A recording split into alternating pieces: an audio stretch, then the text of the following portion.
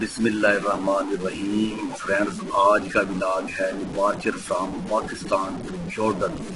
اللہ پاک سے دعا ہے کہ میرا یہ سفر خیر و عافیت سے مکمل ہو، آپ لوگوں کے لیے بھی دعا ہو، اللہ پاک آپ کو اپنے حفظ و امان میں رکھے اور کسی قسم کی کوئی پریشانی آپ کی زندگی میں نہ آئے، اپنا بہت سارا خیال رکھے، آمین ثم آمین۔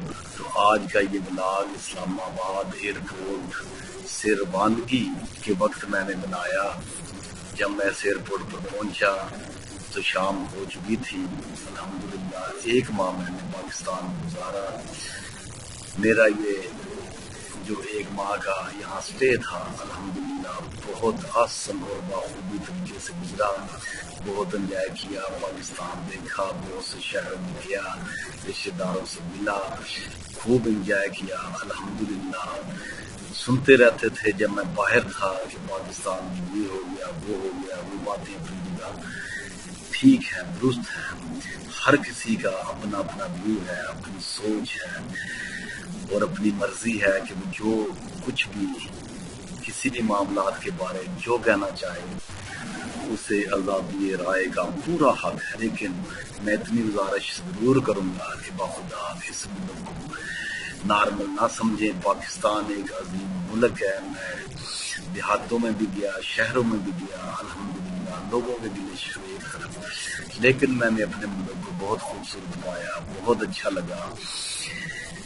مختلف شہروں میں، مختلف جگہ پہ، مختلف علاقوں میں کام بھی ہو رہے ہیں، لیکن لوگوں کی رائے ہوگی کہ اب ترقی نہیں ہو رہی، لیکن جو میں نے دیکھا، جو میں نے سمجھا، الحمدللہ سب کچھ ٹھیک چل رہا ہے۔ صرف اور صرف ہمیں صبر، تحمل اور بردباری سے کام لینے کی ضرورت ہے۔ اگر اس ایئرپورٹ کے حوالے سے بات کی جائے تو الحمدللہ یہ دنیا کا بہترین انٹرنیشنل ایئرپورٹ ہے۔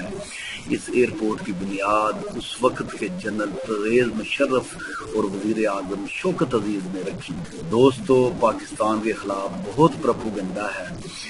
ہر وزیر اعظم، ہر صدر کے خلاف بہت ساری باتیں ہوتی ہیں، لیکن آپ غیر جانبدارانہ ہسٹری کی اسٹڈی کریں تو آپ کے وزیر اعظم اور آپ کے جو صدر سن 1947 سے جو اس ملک پر رہے، انہوں نے اپنے دور میں اس ملک کے لیے بہت ساری خدمات بھی انجام دی ہیں۔